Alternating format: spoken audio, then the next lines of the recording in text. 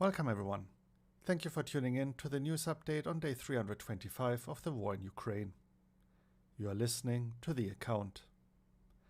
I am testing new audio settings today, so please let me know if you have any issues. Today, Russia launched its 10th massive missile strike at Ukraine. We will go over the updates regarding this event first. After, we will quickly go over the latest news regarding tanks for Ukraine, as the UK has announced it will send Challenger 2 tanks. As usual, the minor news are grouped into the situation inside Ukraine, the occupied territories, and Russia and Belarus. Except for the UK announcement, there has been nothing major reported regarding the international developments, so we will be skipping this segment today. Also, the evening update by the General Staff of Ukraine is rather long today.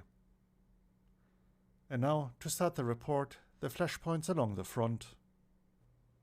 Kreminna. According to latest information, it seems the Ukrainian forces are closer to the city than previously thought. Most maps tracking the conflict have updated to show substantial gains for Ukraine, almost reaching into the outskirts of Kreminna. Some rumors claim Ukrainian forces managed to actually enter the western outskirts. It seems Russia has redeployed VDV units to the defense of Kreminna. In a video shared on social media, mobilized soldiers complain about incidents of friendly fire and the VDV losing 50% of its troops in 10 days of fighting. Soledar. It seems Russian progress has slowed down significantly around Soledar. Reports of repelled attacks on Sil, Krasnohora and Krasnopolivka. A video shared on social media today shows a Ukrainian flag flying over salt mine number 7 in Soledar this morning, suggesting Ukrainian forces either hold it or at least have unhindered access to it. Bakhmut. Russia continues to try and storm the eastern outskirts of Bakhmut and Klishchivka without any major success. And now, starting the news segment, the latest information on the Russian missile attack on Ukraine.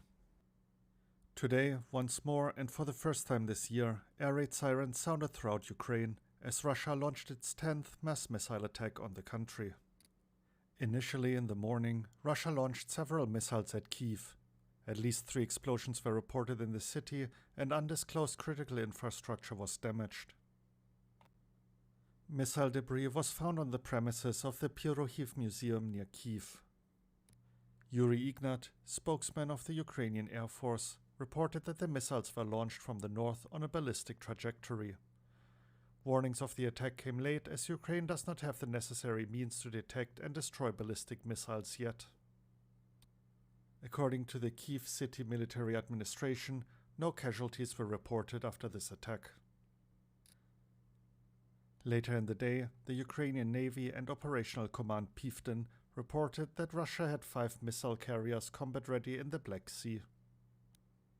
In the afternoon, Russia launched another wave of missiles at the whole of Ukraine. The Ukrainian Air Force reports 25 out of 38 missiles were shot down. Critical infrastructure was hit and damaged in several oblasts. According to DTEC, 1 thermal power plant stopped working after a direct hit. The next few days will be difficult. Energy workers are already working to restore electricity supply, the Minister of Energy warned.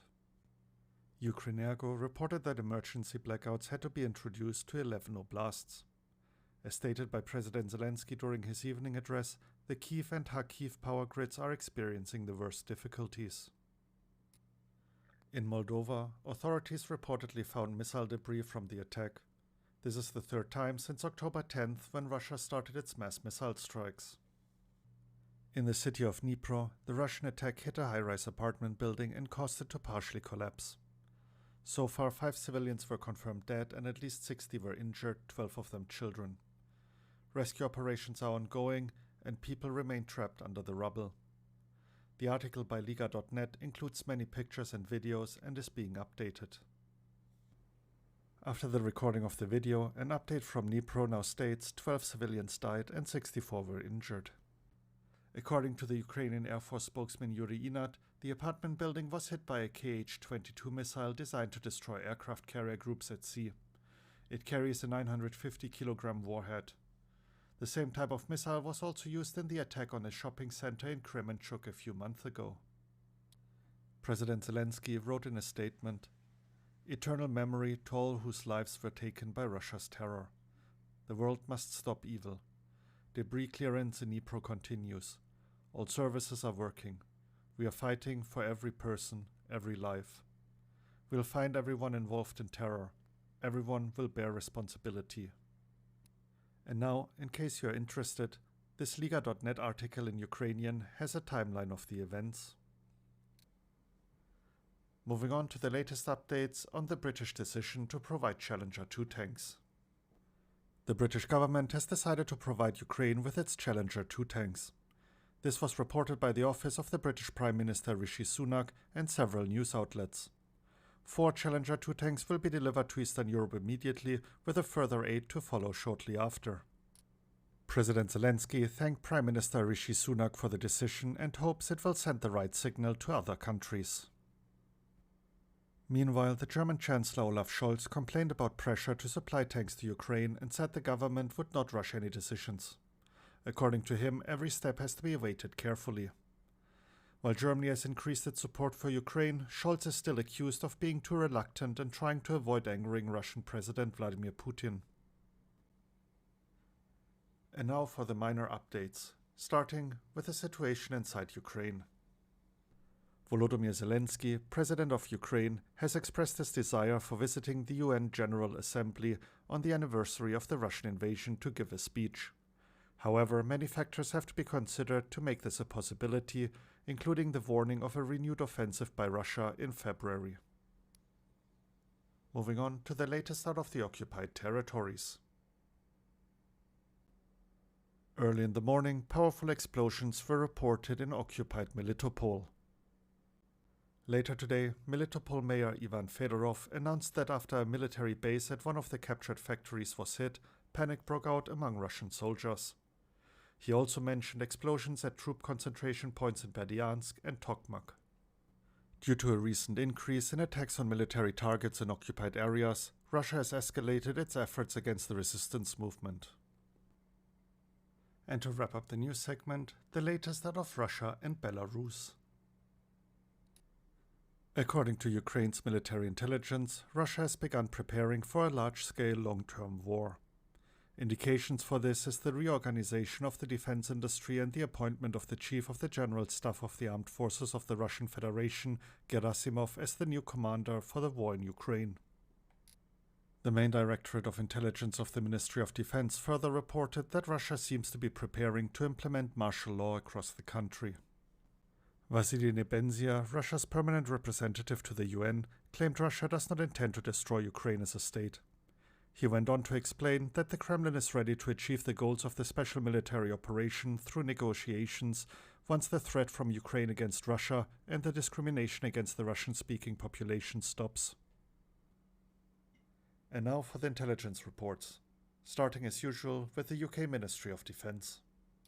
On January 11, 2023, a group of at least 10 vessels of Russia's Black Sea Fleet, BSF, departed the Novorossiysk naval facility. Given the type and number of vessels putting to sea at the same time, the activity is likely a fleet dispersal in response to a specific threat to Novorossiysk that Russia believes it has identified. It is unlikely that the deployment signifies preparation for unusual maritime-launched cruise missile strikes. It is highly unlikely that the fleet is preparing for amphibious assault operations. The BSF largely remains fixed by perceived threats from Ukraine and continues to prioritize force protection over offensive or patrol operations. And now for the latest assessment by the Institute for the Study of War. The announcement by the Russian Ministry of Defense on the seizure of Soledar made no comment about the involvement of Wagner units.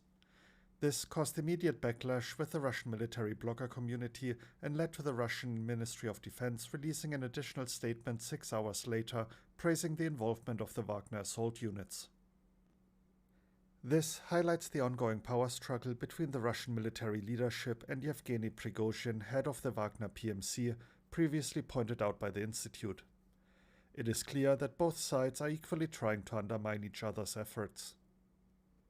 Igor Girkin openly condemned the conflict between the traditional military command and unofficial forces during a time of war and claimed the Russian Ministry of Defense is aiming to disband mercenary groups and integrate them into the Russian military.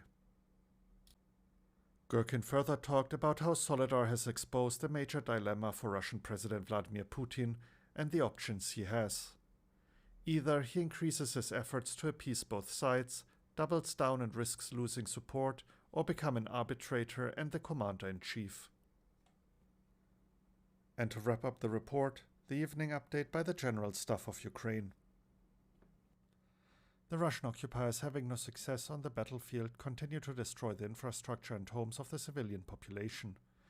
They strike at populated areas, violating almost all norms of international humanitarian law and laws and customs of warfare.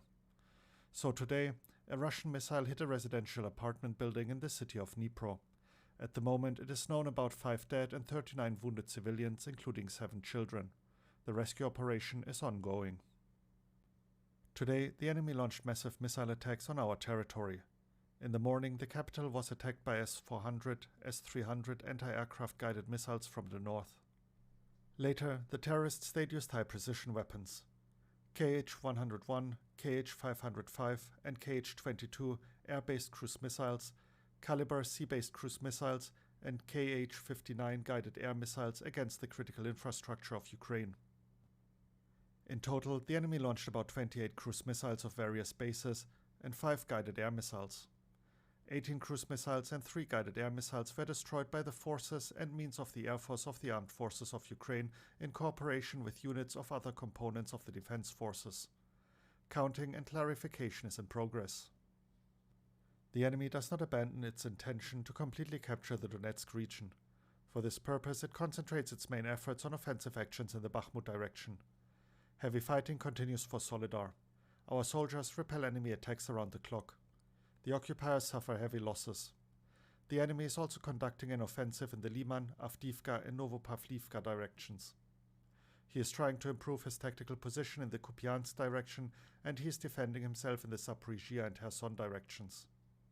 In order to strengthen the defense capabilities of its units in the left bank Kherson region, the enemy is redeploying. The movement of personnel, weapons, military equipment and ammunition is noted. The enemy continues to suffer losses in manpower every day, and it shows. The staffing level of individual units of the 3 separate motorized rifle brigades of the 1st Army Corps, located in the Horlivka district of the Donetsk region, remains low, up to 40%. And this despite the recent addition of mobilized and contract workers.